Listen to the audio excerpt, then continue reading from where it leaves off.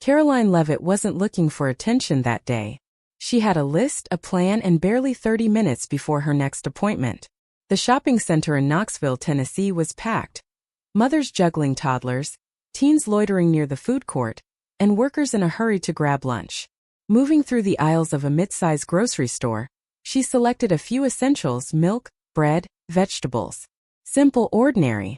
But the next 10 minutes would be anything but. As she rounded the corner into the frozen food section, a sharp, angry voice cut through the air. Unbelievable. People like you think they can just walk around like normal citizens. The words were loud enough to turn heads. Karoline barely reacted at first, assuming they were meant for someone else. But then, "Yeah, I'm talking to you, Karoline." She stopped. A woman stood about 10 feet away, gripping her cart so tightly her knuckles had gone white. Mid-40s, blonde hair in a messy bun. A loose t-shirt with a progressive slogan stretched across her chest. Her eyes locked onto Karoline. This wasn't a random outburst. It was personal. Karoline exhaled slowly. She had faced hostility before. Political life came with its share of confrontations. Debates, interviews, heated exchanges online. She was used to pushback. But in the middle of a grocery store? This was different. More people began to notice. A woman near the yogurt aisle froze mid-reach. A couple near the registers whispered, glancing in their direction. The tension thickened. "What's the problem?" Karoline finally asked, keeping her voice level. The woman scoffed. "You are the problem," she snapped. "People like you spreading your garbage, thinking you can get away with it. You disgust me." Karoline kept her posture relaxed. No flinching, no knee-jerk reaction. If she responded with anger, the situation would spiral. She noticed the woman's hands shaking, her breathing fast, almost erratic. This wasn't just about politics. This woman was furious about something deeper. "Listen," Karoline said, her voice calm. "I don't know what's upsetting you, but—" "Oh, don't pretend." The woman cut her off, stepping forward. "You and your kind, you're dangerous. You have no idea what people like me have been through because of you." More heads turned. A man near the checkout reached for his phone, holding it low to stay discreet. A cashier stopped mid-scan, watching to see if this would turn into something viral. Karoline held her ground. She had been through tough interviews, brutal smear campaigns, stage ambushes by reporters. But this was raw, unfiltered. It wasn't a pundit trying to score debate points. It was just a woman boiling over with rage. She wasn't sure what would come next. Would she start screaming? Would she grab her? Would security step in before things got worse? All she knew was that all eyes were on her now. The air in the store had changed. People weren't just shopping anymore, they were watching. Some stood frozen, carts abandoned in the aisles. Others pulled out their phones, pretending to scroll but really recording. A couple near the dairy section exchanged looks, sensing something about to boil over. The woman gripping her cart stepped forward again. "People like you are ruining this country," she spat, her voice rising. "You act like you're so smart, so righteous, but you're nothing but a fraud. A danger to democracy." Karoline didn't move. Her heartbeat was steady, but her mind raced. This woman wanted a reaction, wanted her to snap back, to feed the flames. That wasn't going to happen. "I understand that you're upset," Karoline said, her tone controlled. "But I'm just here to buy groceries like everyone else." That only made her angrier. "You don't get to act like this is normal." The woman's voice cut through the store. People flinched. A mother near the bakery pulled her child closer. A teenage store employee stood stiff behind the self-checkout, debating whether to call someone. The woman's hands trembled as she pointed a finger. "You don't get to pretend you're just some regular person after everything you've done." A sharp silence followed. The tension wasn't just between Karoline and this woman anymore. It had spread. People in the store weren't just watching. They were feeling the weight of it. Some nodded subtly, agreeing with the woman's anger.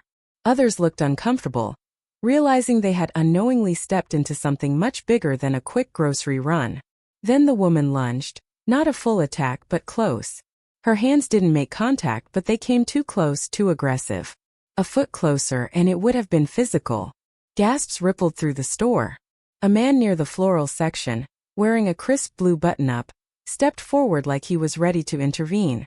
A woman behind Karoline muttered, "Oh, this is bad," Someone's phone definitely recorded that moment. Karoline still didn't move. She could have stepped back, raised her hands, given the crowd a reaction. Instead, she locked eyes with the woman. "I'm not afraid of you," Karoline said, her voice steady. The woman's face twisted. For a moment it looked like she might lose control completely. Her breath hitched, her shoulders shook, and her fists clenched at her sides. Then just as quickly, doubt flickered in her eyes. She expected a fight, expected yelling, expected Karoline to break. Instead, Karoline stood there, calm as ever. Someone near the register spoke up. A man mid-50s, gray hair, arms crossed. His voice cut through the air. "This ain't the place for this lady." The woman's head snapped toward him. "Stay out of this," she snapped, her face flushed red. But the energy had shifted. People weren't just watching anymore, they were reacting.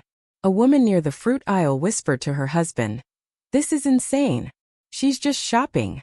A younger guy, mid-20s, wearing a shirt that clearly suggested he wasn't a fan of Karoline's politics, shook his head and muttered, "This is too much." The confrontation wasn't just about Karoline and this woman anymore. The entire store had taken sides. No one could have predicted what happened next. The store was no longer just a shopping center. It had become a stage. Every aisle, every checkout line, every person frozen in place was now part of something bigger. The tension was so thick that even the soft hum of the refrigerator seemed to vanish. The woman, still seething, looked moments away from snapping. But Karoline remained still. Not passive, not intimidated, just in control. "I get it," Karoline said, her voice calm but firm. "You don't like me. You don't like what I stand for. But you're not going to intimidate me." The woman let out a bitter, sharp laugh. "Intimidate you? Oh, please," she scoffed, shaking her head. "You think you're some kind of victim here? After all the harm you and your kind have caused?" Her voice cracked. It wasn't just anger anymore. Something deeper lurked beneath it. Karoline saw it. This woman wasn't just angry at her. She was hurting. Something in her life, something beyond politics, had festered into this moment. Karoline could have fought back, could have embarrassed her, could have torn her apart with words that would have sent social media into a frenzy. She had the platform, the experience, the skill. But she didn't. Instead, she tilted her head slightly and asked, genuinely asked, "What are you really mad about?" The woman flinched. Just for a second. She looked off balance, like no one had ever asked her that before, like no one had ever really seen her. Her mouth opened, then closed. She blinked. Her hands, which had been balled into fists, loosened just a little. The store was silent. Even the cashiers had stopped working. The only sounds were the low hum of the overhead lights and the distant beep of a forgotten register. Karoline took a step forward. Not in aggression, not in defense, just in understanding. "I mean it," she said, softer this time. "I don't think this is about me." The woman's breath hitched. For a moment it looked like she might crumble. Like whatever was buried beneath her rage was about to spill out right there in the middle of the frozen food section. But then she stiffened. Her face hardened. Her anger snapped back into place like armor. She wasn't ready. "You don't get to turn this on me," she spat. Karoline didn't react. Didn't push. Didn't argue. She just let the moment sit. And for the first time the crowd shifted. The same people who had been waiting for a spectacle now saw something else. They saw a woman unraveling. They saw Karoline standing in front of her. Not as a politician, not as a talking head, but as a person. The guy with the phone, who had been recording since the beginning, slowly lowered it. The older man near the registers muttered under his breath. Even the young woman near the bakery, the one who had whispered, "Oh, this is bad," now looked unsure. The shift was subtle, but it was happening. The woman must have felt it too, because her anger turned to embarrassment. Her eyes darted around, scanning the crowd that had once felt like her audience. But now they weren't so sure. And neither was she. Before she could decide what to do next, someone else stepped in. A voice cut through the heavy silence. "That's enough." It wasn't security. It wasn't a store manager. It was a customer. A man in his late 40s standing near the checkout lines, arms crossed over his chest. He wasn't dressed to impress. Faded jeans, a plain t-shirt, scuffed sneakers. Just a regular guy. Someone who, up until this moment, had been just another bystander. But now he had decided to step forward. The woman spun toward him, her face still flushed, still defensive. "Excuse me," she snapped. He didn't flinch. "I said that's enough." His voice was even, firm. Not angry. Just done. A murmur spread through the crowd. Some nodded. Others exchanged quick glances as if silently agreeing but hesitant to get involved. The woman's hands clenched at her sides. She was losing the room. "This isn't your business," she shot back, her voice cracking just slightly. The man shrugged. "Actually, it is," he said. "I was just trying to check out and leave. But now I gotta stand here and watch you scream at a woman buying groceries? Yeah, I'd say that makes it my business." A small ripple of agreement followed. The young woman from earlier, the one near the bakery, spoke up next. "She hasn't even raised her voice at you," she pointed out, looking at Karoline. "She's just standing there. And you're the one yelling." The woman's lips parted slightly, like she wanted to respond. But nothing came out. A teenage boy near self-checkout let out a low, awkward whistle. Not loud enough to be obnoxious, just enough to signal what everyone was starting to realize. This wasn't going the way she thought it would. Karoline hadn't fought back. She hadn't taken the bait. She had let the moment reveal itself. And now, the woman was standing in the wreckage of her own making. The power dynamic had shifted. Her confidence wasn't there anymore. Instead, uncertainty flickered in her expression. She looked at the man, the young woman, the growing number of people whose faces no longer looked entertained or sympathetic, just tired of the scene. For the first time since this started, she hesitated. Karoline could see it in her posture, the way she shifted from foot to foot, the way her eyes flickered toward the exit, like she was debating whether to just walk away. But before she could make that decision, another voice cut in. This time security. A middle-aged store employee in a red vest approached, followed by a uniformed security guard. "Ma'am, we need to ask you to leave," the security guard said. His voice was neutral but firm. Not a suggestion. A decision. The woman's head snapped toward him, her face twisting. "I'm the one being removed?" she asked, her voice an octave higher than before. "She's the one." She stopped. Because no one was backing her up anymore. The man near checkout, arms still crossed. The young woman staring at her with disbelief. The others silent. Even the guy who'd been recording from the start. His phone was now at his side. It hit her all at once. This was over. Her shoulders slumped. Her hands fell to her sides. The fight had drained out of her. Without another word, she turned, grabbed her cart, and pushed it toward the exit. No grand exit speech. No final attempt to save face. Just a quiet shuffle of footsteps as she left. Security followed. Making sure she didn't cause another scene, the tension in the store shattered. People let out the breath they'd been holding, conversation started up again. And the store returned to normal. But not completely, something had shifted. Karoline had earned the respect of more people in that store than she ever could have with a speech. But what happened next surprised even her. The automatic door slid shut behind the woman, and just like that it was over. Or at least it should have been. Karoline exhaled, rolling her shoulders as if shaking off the weight of the moment. She hadn't asked for this confrontation. She hadn't expected to become the center of attention on a random afternoon grocery run. But that's exactly what had happened. Now the store was watching her. People who had stayed silent during the ordeal were suddenly not so quiet anymore. "That was something else," the man from checkout said, shaking his head. "You handled that real well." A few murmurs of agreement rippled through the store. A woman in her 60s wearing a floral blouse stepped closer, adjusting her glasses. "You know," she said, "I don't always agree with your politics, but I respect the way you handled yourself today. A lot of people would have lost their temper." Karoline offered a polite smile. "I appreciate that." Then something unexpected happened. A younger guy, maybe mid-20s, approached. His shirt made it clear that he leaned in the opposite direction politically, the kind of person who probably would have argued with Karoline online, maybe even criticized her in a comment section. But now he looked conflicted. "I was kind of waiting for you to blow up," he admitted, rubbing the back of his neck. "Not gonna lie. I thought this was about to be one of those viral political meltdown videos." "And?" Karoline asked, raising a brow. He let out a breath, shaking his head. "I don't know," he said. You didn't feed into it. You didn't make it worse. That was surprising. It wasn't a full admission, not quite a moment of complete agreement, but it was something. And in today's world, something like that mattered. As Karoline turned back to her cart, a soft voice caught her attention. "I'm sorry about that," the young woman from the bakery section said, stepping forward. Karoline frowned. "Sorry? You didn't do anything." The woman bit her lip, hesitating.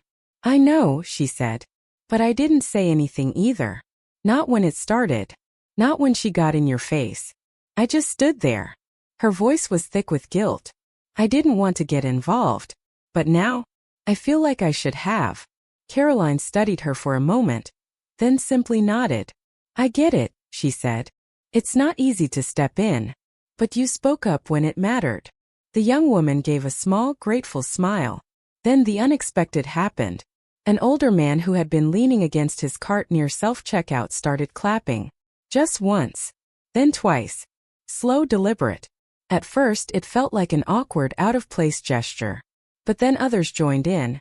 A woman near the registers, a cashier behind the counter, a man in the back of the store who had been watching since the beginning. It wasn't loud, not some grand, performative standing ovation. Just a quiet, honest recognition. A moment of acknowledgement. Karoline felt her throat tighten. Not with sadness. Not with frustration. But with something else entirely, gratitude. Not for the applause, not for the attention, but for the simple fact that even in a world so divided, moments like this could still happen. As she pushed her cart toward checkout, the weight of what had just happened settled in. This wasn't just about politics. This was about something bigger. And it wasn't over yet. As Karoline placed her groceries on the conveyor belt, she could feel the lingering energy in the store. People were still processing what had just happened.